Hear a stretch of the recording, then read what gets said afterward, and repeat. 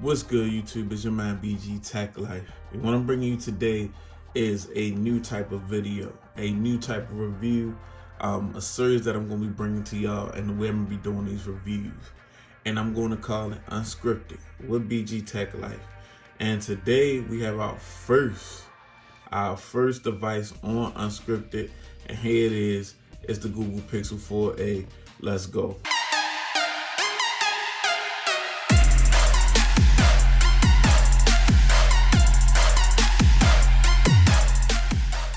Okay guys, let's get this thing started. Now, before we talk about this Pixel, let's talk about previous Pixels that I've owned. So, me, BG Tech Life, I've owned, this is not even a Pixel. I had the Nexus 6P, loved it. Had the Google Pixel 2 XL, did a follow-up review when it was an older device, loved that. And I had the Pixel 3 XL. Shout out to Team Pixel because they sent out the Pixel 4a. All them phones share similar types of goodnesses, and we're gonna get into those in a minute. Me using the Pixel 4a, I want to talk about a couple things. It's maybe one or two issues that I had with this device.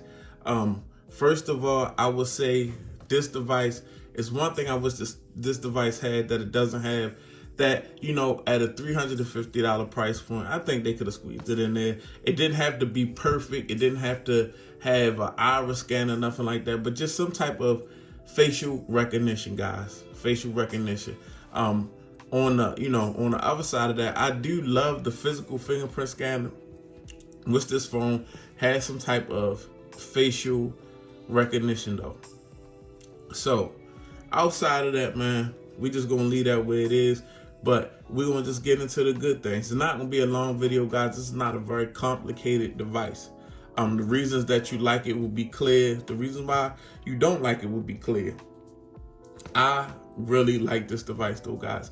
I've always liked to have a phone with a version with stock Google on it. I love the updates. You know, us techies, we love our updates. We love being on the cutting edge. We love dealing with the betas. So, yes. That's one thing I would like about this phone. Of course, it's made by Google. Android software is made by Google. So, I mean, of course, this is the implementation, the most basic implementation of Android software. And it doesn't mean it's the most less feature rich. It's just the basic implementation of it. So you can, when it comes to being basic, you know, sometimes we get rid of a lot of garbage. You know, a lot of these other manufacturers, when they drop their devices, their Android devices, they add on a lot of garbage, and I like getting a really clean cut phone.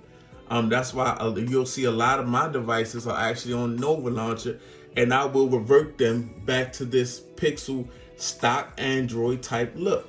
Now, that's definitely dope, guys. I would like to say that off the break. I like the way that we get the software. I like the way that we get our updates. Now, on this phone, we have to talk about cameras, guys. Cameras. This camera on this phone is a beast, a point and shoot beast. This phone has a Snapdragon 730 processor, and I bring up the processor when I'm talking about the camera because you can actually get a good picture while you are in motion. Like, you can get a good picture. Like some phones on a budget tip, even if they take a good picture, sometimes the software and the processing is not up to par where you can't catch the picture because the phone might be lagging out or something. But with the Google software and the Snapdragon 730, I'm getting a great performance. I would like to say that I haven't had a problem with performance since I had this phone. I done did some gaming.